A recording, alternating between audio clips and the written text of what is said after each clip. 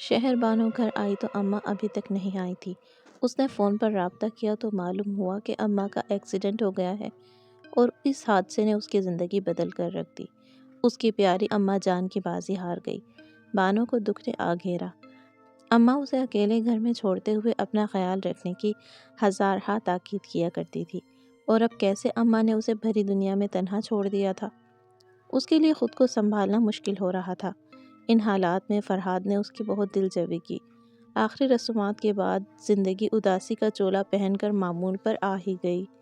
ایک روز وہ بال کھولے چھت پر چلی آئی جہاں وہ پہلے سے موجود تھا۔ اس کے دلکش سراپے پر نظر دوڑائی اور کہنے لگا، آؤ میں تمہیں اپنے جہان کی سیر کرواتا ہوں۔ وہ ذرا پس و پیش کے بعد جانے کے لیے راضی ہو گئی۔ فرحاد نے اسے آنکھیں بند کرنے کا کہا اور اس کا ہاتھ تھام کر انجانے رستے پر چل پڑا۔ جنات کی دنیا میں قدم رکھنا اس کے لیے ایک دلچسپ تجربہ تھا۔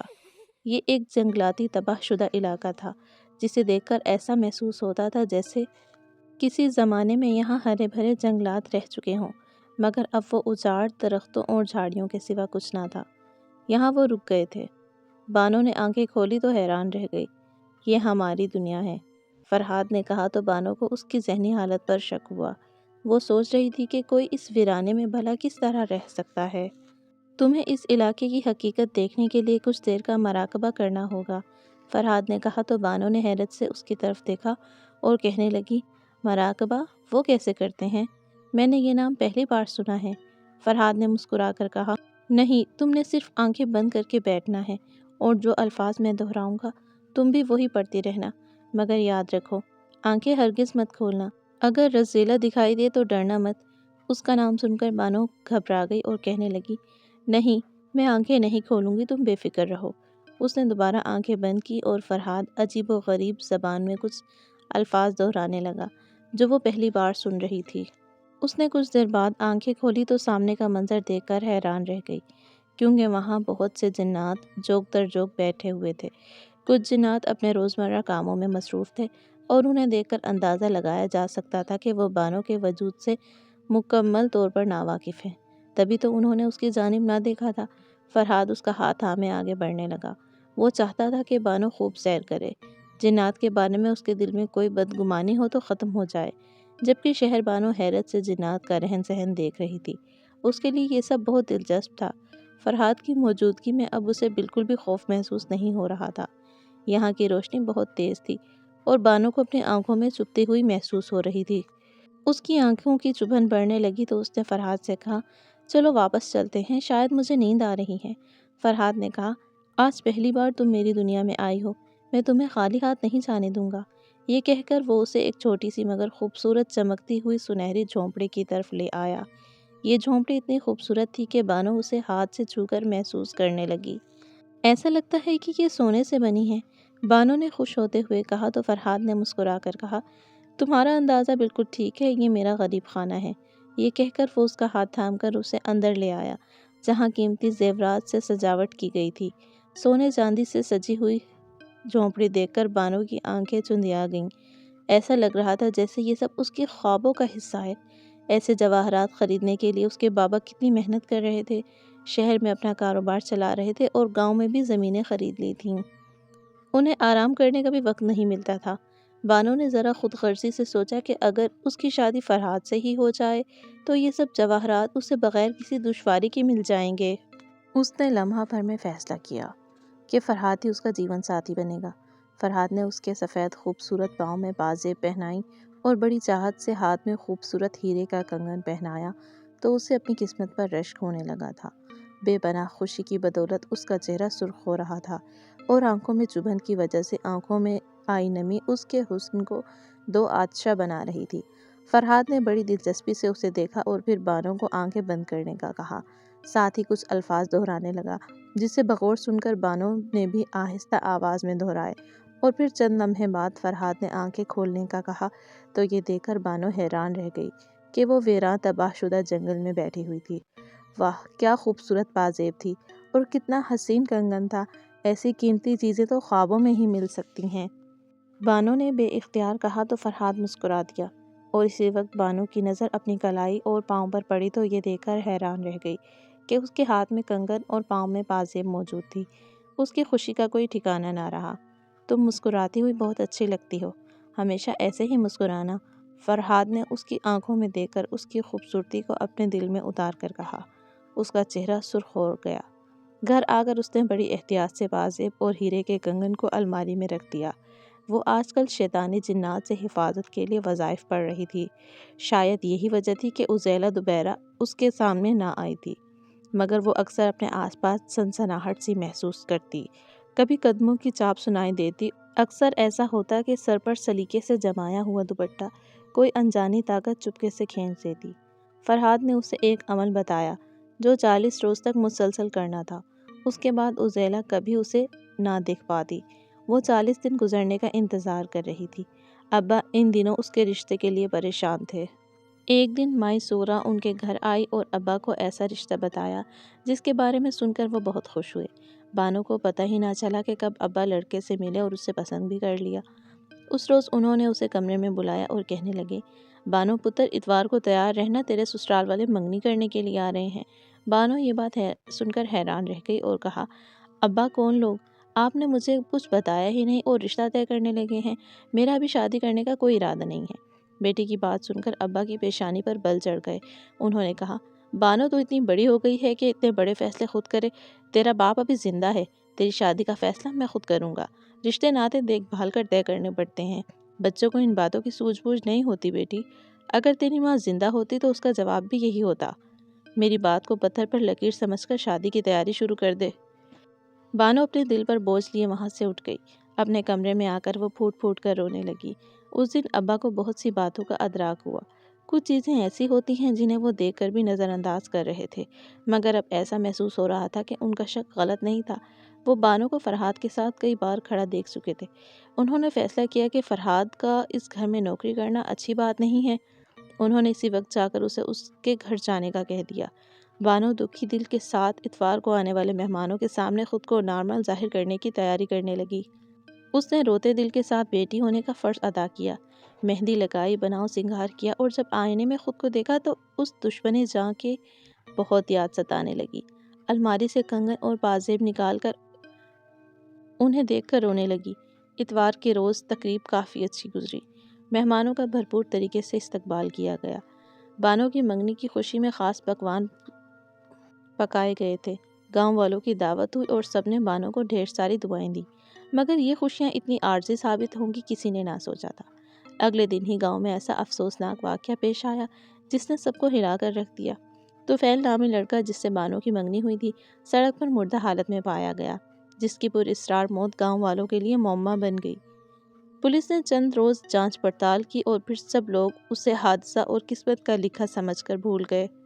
ان دنوں بانو بہت چپ چاپ رہنے لگی تھی۔ ماں کی موت کے بعد پڑھائی چھوڑ چکی تھی۔ اب گھر پر رہ کر نوکروں کو دیکھتی یا پھر دل ہی دل میں فرحاد کو یاد کرتی۔ اس کے جانے کے بعد تو ایسا لگتا تھا جیسے وہ اس گھر کا راستہ ہمیشہ کے لیے بھول گیا ہے۔ اس کے چہرے پر پھیلی اداسی دیکھ کر ابا پھر سے کسی اچھے رشتے کے لیے کوشش کرنے لگتے، مگر ناکام رہے، کیونکہ طفیل کی موت کے بعد گاؤں والے بانو کو منحوس قرار دیتے تھے۔ ان کا ماننا تھا کہ رشتہ طے ہونے کے بعد لڑکی کی اچھی یا بری قسمت لڑکے کی زندگی پر ضرور اثر انداز ہوتی ہے۔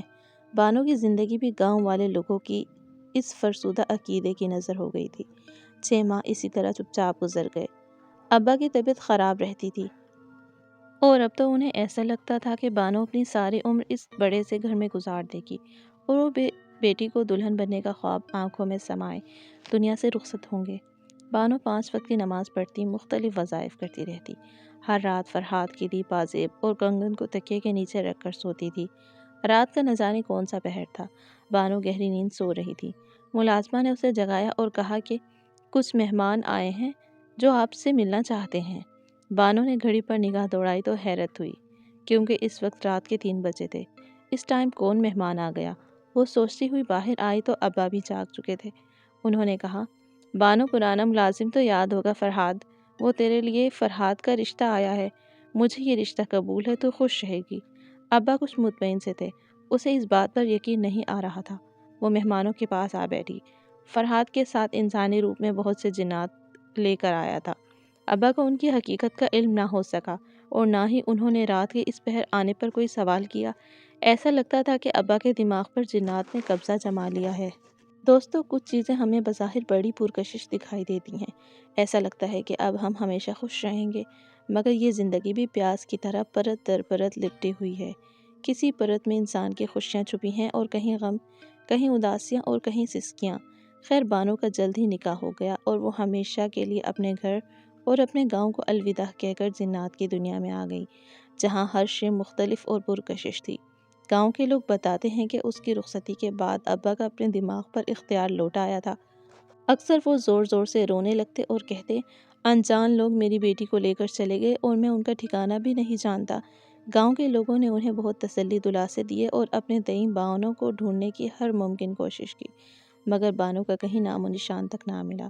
بانو ایک نئی زندگی کا آغاز کر چکی تھی، جہاں فرحات کی محبت کے ساتھ بے شمار سونا، چاندی، جواہرات اور بس راج تھا۔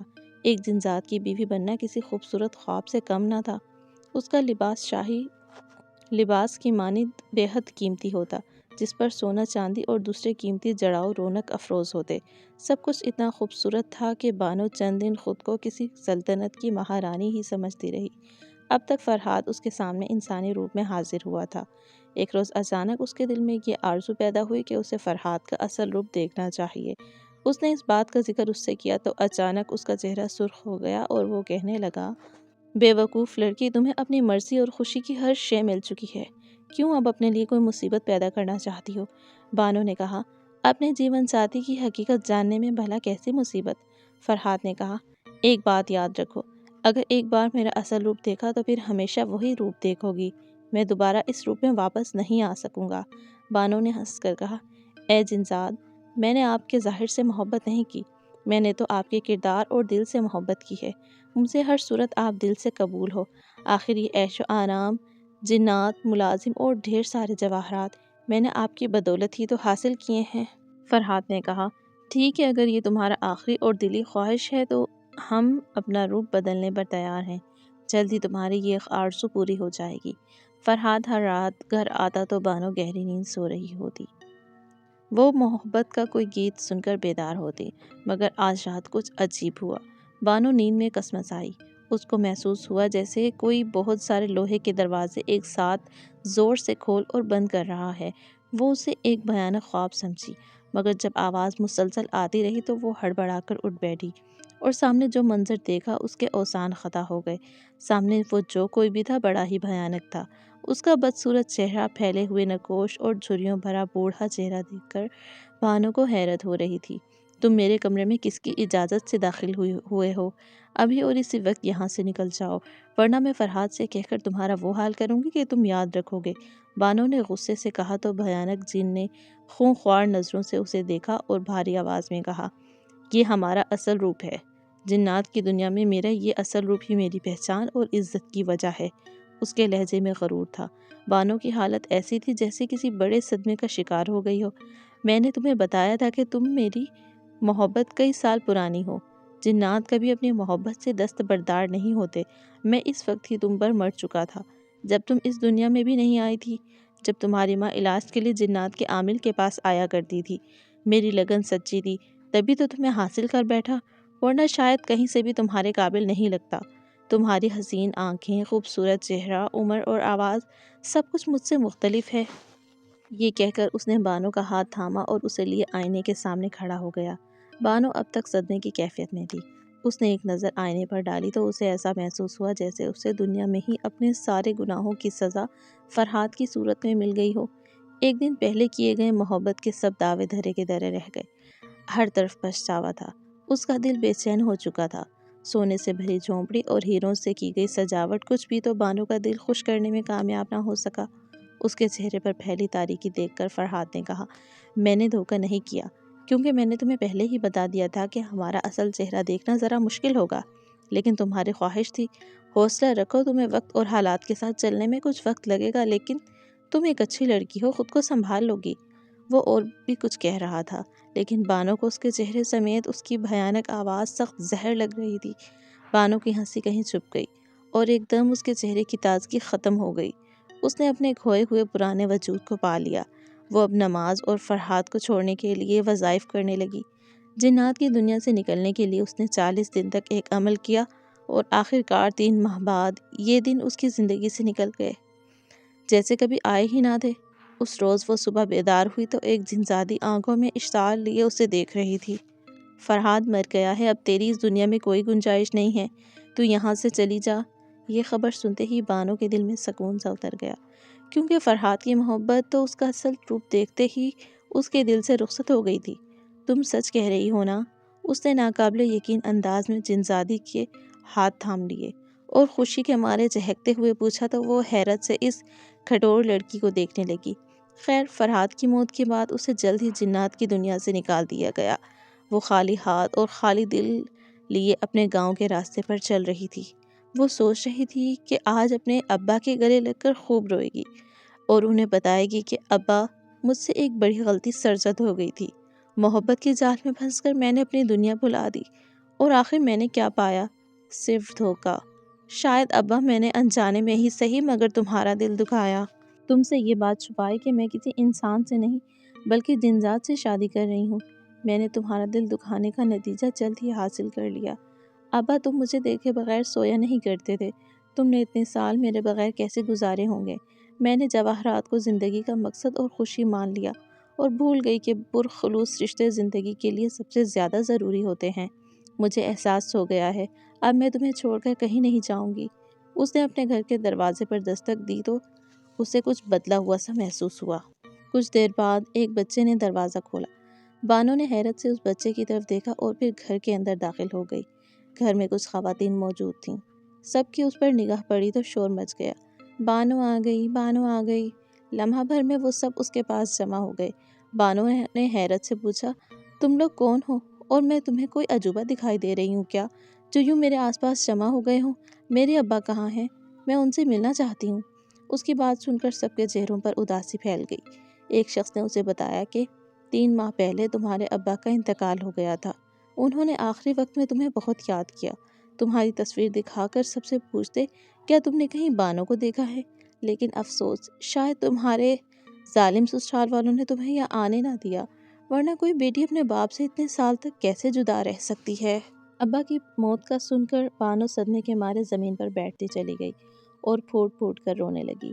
2 خواتین آگے بڑھیں اور اسے سہارا دیتے ہوئے کہنے لگیں، دل چھوٹا مت کرو، ابھی تم اسے اپنا ہی گھر سمجھو۔ تمہارے ابا نے یہ گھر ہمیں بیچ دیا تھا۔ تمہارے جانے کے بعد ان کا یہاں دل نہیں لگتا تھا، اس لیے گھر چھوڑ کر چلے گئے، مگر تم ہمیں اپنا ہی سمجھو، تم ہماری چھوٹی بہن جیسی ہو۔ بانو کے آنسو تھمنے کا نام نہیں لے رہے تھے۔ پچھتاوا تھا کہ اس کے پورے وجود کو راکھ کر رہا تھا۔ کاش ایک بار ابا سامنے آ سکتے تو میں معافی مانگ لیتی، لیکن مرنے کے بعد بھی کوئی واپس آیا ہے کیا؟ ان انجان لوگوں نے اس کا بہت خیال رکھا۔ یہاں 3 بھائی اپنے بیوی بچوں کے ساتھ رہتے تھے۔ تیسرے بھائی کی بیوی کا 2 ماہ پہلے انتقال ہو چکا تھا اور اس کے 3 بچے تھے۔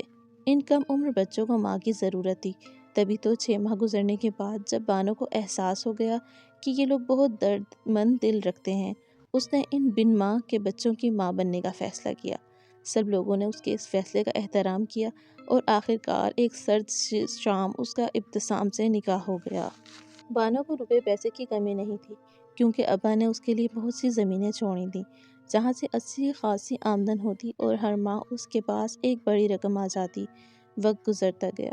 بانو کے ساتھ کوئی غیر معمولی واقعہ پیش نہ آیا، مگر کبھی کبھار چاندنی راتوں میں بستر میں لیٹتی ہے تو بے چینی سی پیدا ہو جاتی ہے۔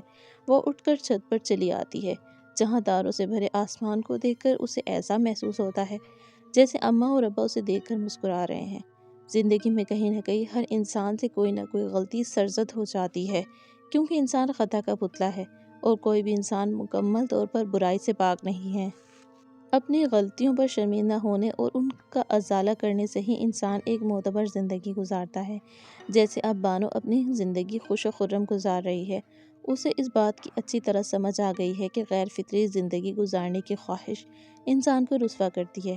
اللہ تعالیٰ نے انسان کی فطرت کے مطابق اس کی زندگی گزارنے کے اصول بنائے ہیں، اور ان اصولوں کے خلاف زندگی گزارنے سے انسان کے پاس ذلت اور رسوائی کے سوا اور کچھ نہیں آتا۔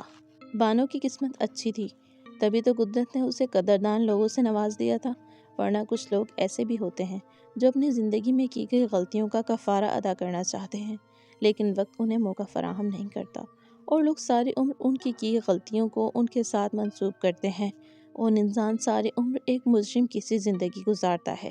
اسی لیے شہربانو ہر دم خدا کا شکر ادا کرتی ہے، جس نے اس کی زندگی میں خوبصورت رشتوں کی محبت لکھ دی تھی۔